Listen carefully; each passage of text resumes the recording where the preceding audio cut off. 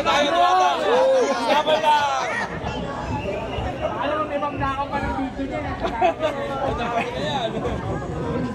Puro nakaw lang. Ayan, mga gwapong mga vlogger natin, no? Mga gwapong ano.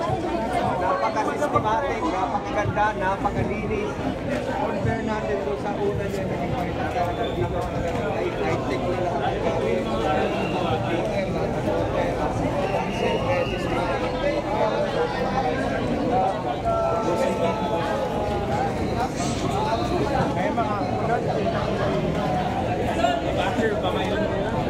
Wala!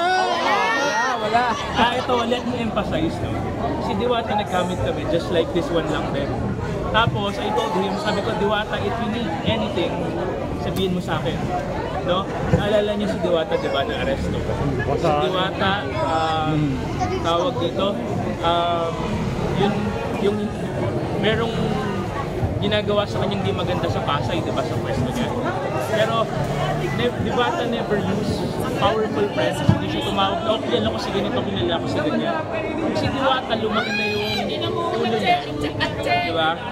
Nagamitin na yun, he use anyone's name kasi he is very influential right now eh. Pero he choose not to kasi mababaloob niya hanggat maaari kaya niya tatrabahuhin niya. Kaya si Diwata, wag niya sana siyang, kayo mga vloggers, kayo yung dahilan bakit siya nandito ngayon at kayo yung dahilan para malabanan niya yung mga battles. So, thank you very much. Enjoy lang tayo. Ayan, gusto ko lang linawin ha, kasi maraming camera ngayon, maraming vloggers. Never po ako nanghingi yung nagpa-picture ng 1.5. At hindi po totoo na may kinikilala akong vlogger, may kinikilingan ako. Nagkataon lang talaga yung mga kilalang vlogger, yung mga influencer, yung mga social media influencer na kilalang mga vlogger na may appointment yan sa akin. Pero ngayon, nandito kayo. Entertain ko naman kayong lahat dahil free ako. Yes! Makikita ko kasi sa social media ngayon, ang pinapakita lang nila yung negative sides lang na hindi pinapakita nila kung bakit nasasabi na mamaya na, yun lang lagi ang nakikita. Pero dapat ipapakita nyo yung whole video. Diba? Kasi may mga short clips lang na kumakalat kayo na ito nang attitude niya. So, ayun kayo eh. So, dapat kung bakit ko ginagawa yun, may full video yun eh, mahaba yun. Ang pinapakita nyo kasi ngayon, negative sides lang. So, wala naman ako pagkalam, gusto lang linawin lahat na hindi totoo yung nangingi ako ng 1.5. Hindi totoo na namimili ako ng vlogger. Hindi naman din tayo maasa sa hingi kasi nakilala nyo ako bilang masipag na nagtumayo talaga ako sa riling paa.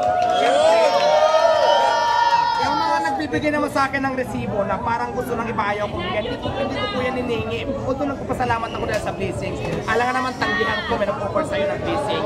Diba? So yan, malinaw lang po yan talaga na hindi po tayo ganon. So ngayon kasi may mga vlogger na gustong sirain ako, gusto talagang hindi ko alam kung sino nila sa buhay. Basta laban lang. Importante dito, sinabi ko na to, hindi ako ng agrabyadong tao. Lumalaban ako ng patas ng paraan. At saka wala akong taong inaapakan. Yun! Support na kami sa'yo, Diwata! Sa buhay. Sana ganun din kayo. Diba? So yun lang, maraming salamat sa inyo. Diwata! Salamatan si Sir. Para pala sa nakakilala si Ambassador, si Sir Mr. Olalia, maraming salamat. So, yun na guys, na-review yung Tabi lang tayo, may watches. si Diwata. So, thank you very much. Okay. Jangan sabaw!